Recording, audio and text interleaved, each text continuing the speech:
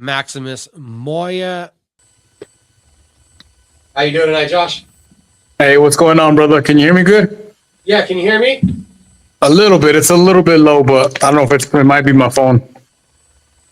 Well, we'll see if we can get through this. It's fight week, and you just got off a cruise. How you doing? You look nice and tan. Oh, man, we're ready, bro. I was on a cruise, but I was working on that cruise, brother. I was running twice a day, working out in that gym. It was hard. Don't get me wrong. Going to an all-you-can-eat buffet and grabbing an apple or an orange isn't fun, but we did it. We took care of business, so we're ready to go. How did this one work out that you took you tell me it's like a family tradition. The fight, then the vacation. This time you just seem to do it backwards. So we had the vacation booked beforehand, already paid for. Legacy hit me up, and originally the fight was supposed to be March 14th. That's the day that I left. And, you know, I was trying to move flights around so I can fly after the fight. And there was just no flight that was going to get me into Florida in time before the boat took off. So we talked with Legacy and we moved some dates around, and it was as good as it was going to get. So I said, well, we're just going to have to work on the vacation. It's not the first time I've done it, so we made it happen. How does that work for camp? Like, does it adjust anything before you leave? Was there any extra emphasis on getting rounds in before you left? Because for that week, I'm guessing you don't have the sparring partner on the ship that's necessary. Yeah, we worked extra amount of rounds before we left. We were sparring 3 times a week, anywhere from 10 to 12 rounds with multiple partners at once. So we were definitely getting the work in before we left. We got an early start to this camp because we knew that we were going to be heading out of town. So I was running early, working out early, and sparring early ahead of time. So that way, by the time this trip came around, we were already on track and on pace to be in fight shape ready. Okay, so it's fight week. Like, how much different do you feel than from your normal kind of routine as to right now having just had the last week where you weren't getting beat up? I'm guessing you kind of got to feel a little refreshed right now. Well, last week I was getting beat up. We were back last week, so we were getting sparring in last week. It was 2 weeks ago that we were on vacation. So we've already been back in the groove. I knew that I'd have 2 weeks to get back into training and back on track. So that's what we did. We jumped right back in the mix, got in the rounds, and went straight back to work. And again, I was on the cruise, but I was working. I'm not lying to you when I say that I was in that gym, you know, before the sun went up, and then I was the last one to leave that gym, you know, after all the activities and the dinners in the evening time. I would go hit it in the evening time. My son Juju was holding the mitts for me. We were getting some pad work in. I was mixing it up. I had my jump rope, my weight. So when we were handling business on that boat, don't get it mistaken. You have another opportunity to show out for the local fans. You've done it so many times. What does it mean to you to step out there, to hear that bull chant, to have the crowd erupt as it does for you here at home? It's the only reason I keep doing it, Micah, because my fans give me that motivation. They make it worth it.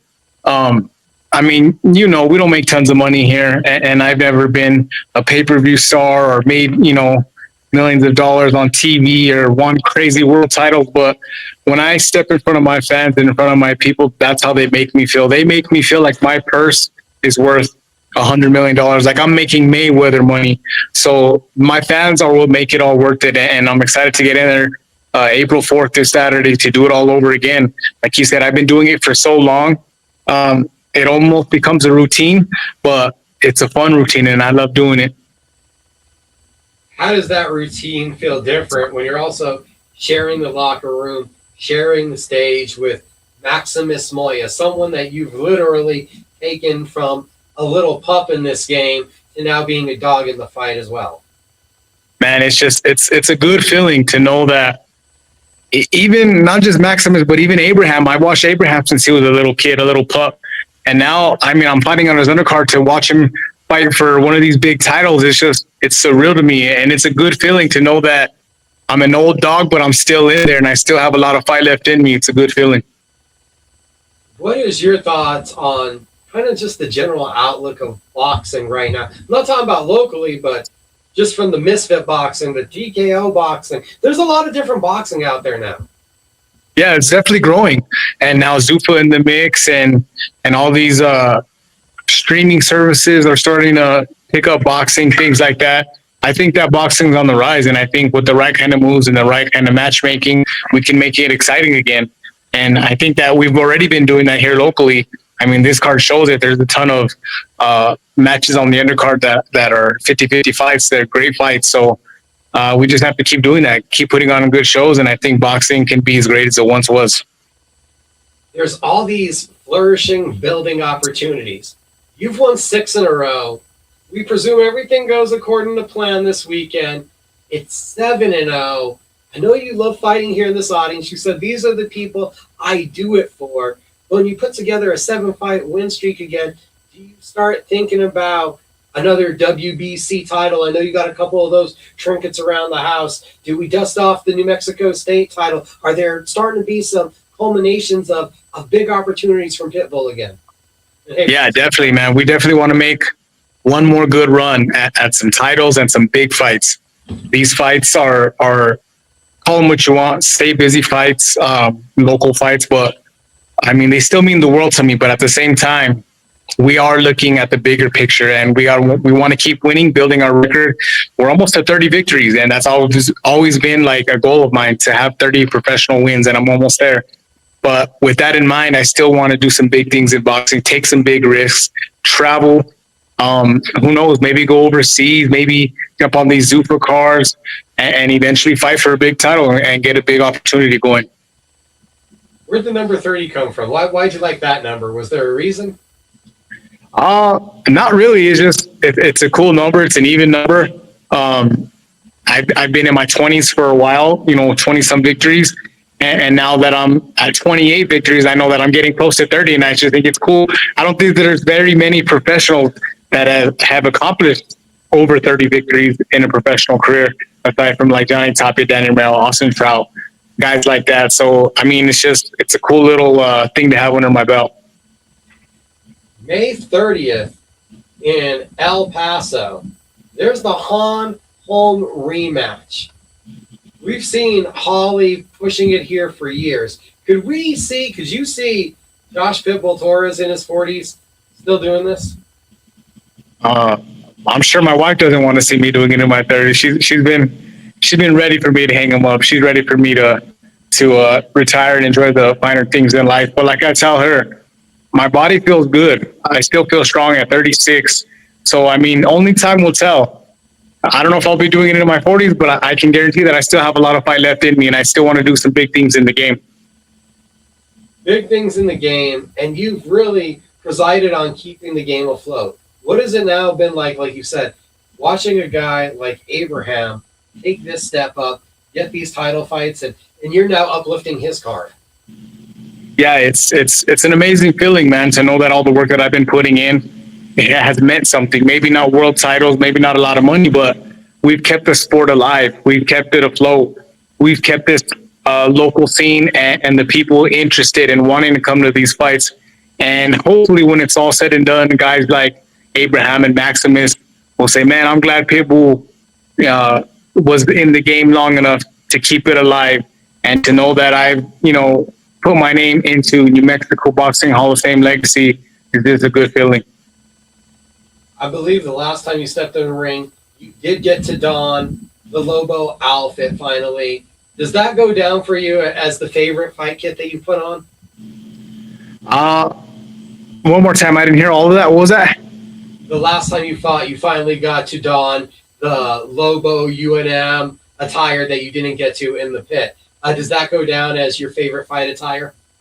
Probably not my favorite. Probably my second favorite. I think it might have been close to my favorite had it been in the pit. I think it would have been a lot more meaningful. However, my most meaningful attire was when I wore the Johnny Tapia memorial trunks. If you remember, I had his portrait, and not just Johnny Tapia, but Vicente Garcia Picosito, some of my good friends that have passed away that we've lost in the past. It was like a memorial set of trunks. So those ones mean the most to me. But the Lobo gear was fire for sure. I just wish we would have done it at the pit. With the creativity you have, are you busting out something new for this weekend? Honestly, we're taking it back a step. We're just kind of keeping it simple this fight, but it'll still be nice, but a little more simple. So the fans will have to wait and see. Another craze that's become huge around here locally. There are food trucks everywhere. So we got to know, does PitBull have a favorite food truck? Ooh. One of my favorites is La Lotis. It's one of my good clients. They own it. So that's one of my favorites. They usually park up on like Bridge and Central and 94th Street. That's one of my top ones. But I mean, every once in a while, I'll just stop at a random one because there's so many. It's like you can hit a rock going down Coors or going down Central and you can hit a food truck. So I try random ones. And yeah, I definitely love the food trucks, man. Definitely a fan of those. What makes a good taco? I don't know. It's got to be good meat. It's got to be good quality meat, man. We got to start with the meat. Are you a For sure. guy? What was that? Are you a carne asada guy? Oh, yeah, for sure. All right. Josh PitBull Torres, this week, fighting at home.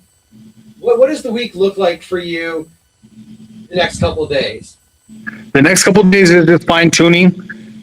We're tapering down, of course. All the hard work's been done. There's nothing that we can do in the next few weeks to make us any more prepared for the fight.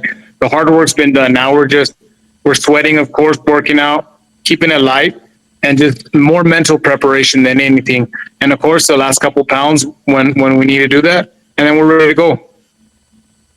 I half the time see you with the St. Louis Cardinals hat. Does that mean you're already paying attention to baseball? No, not quite. I'm not the biggest baseball follower, just a fan of the Cardinals, I guess. He likes the hats, people. Yeah. Josh Torres, this weekend, back in the ring, Legacy Boxing Promotions. I had talked to Christian a while about it, too. Every time I see you guys on the same card, I think back to you guys shared something special, did something special in this community, and it's truly to be recognized how the two of you guys have kept everything going. You had one of the biggest moments forever, and now we see you guys being pillars for this next generation. Yeah, man, that night was one of a kind for sure. It just had so much energy, and it was electrifying to be there in the Route 66 casino. And to be honest, I feel like Christian and I left a little piece of us in that ring when we fought each other that night.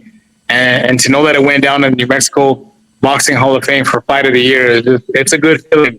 And props to him. He took a little layoff, but he's back. He has some momentum on his side, and I know that he has some big things coming. I'm sure, just like me, he's staying busy, but he wants to do some big things in the future too, and I'm sure he'll make that happen. So I'm excited for him. Saturday night, Gerardo Alberto Fuentes, what do you feel is the approach that you need to take in this one to be successful? I just need to be myself. I need to be in there and fight comfortably. My last fight, a lot of people know I wasn't comfortable in that ring. I wasn't confident in that ring because I had some prior injuries I was dealing with. I had a bad training camp that I was fighting up against. So mentally, I wasn't really in the fight. I did what I had to because I'm a dog to survive and do what I had to do to win. But this time I need to go back to my old self, my confident self, to do what I need to do in that ring and to know that I'm going to be successful and to know that I'm going to get that victory. And that's what I'm going to do. We've had a great camp and I plan on being victorious, and not just victorious, but in spectacular fashion on Saturday night. Just got out of the gym. I thank you for joining us on my fight show. Have a great night, Pitt. Thank you, brother. We'll see you soon. Legacy Boxing Promotion. The legacy continues 3 this Saturday night.